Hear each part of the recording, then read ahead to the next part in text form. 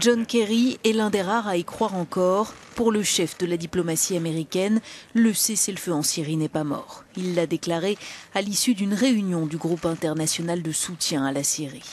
Mais depuis l'attaque lundi soir d'un convoi humanitaire près de la ville d'Alep, les accusations se succèdent.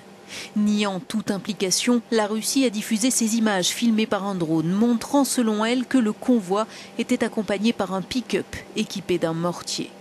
Le régime de Bachar al-Assad, allié de Moscou, nie aussi toute responsabilité, tandis que de sources officielles américaines, on accuse 2 bombardiers russes d'avoir mené un raid sur ces camions transportant l'aide humanitaire. 18 des 31 camions ont été détruits et 21 personnes tuées. Un drame qui a entraîné la suspension de tous les convois humanitaires de l'ONU en Syrie.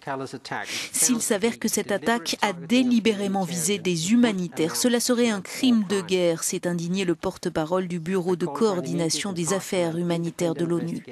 J'appelle à une enquête immédiate, impartiale et indépendante sur cet incident meurtrier.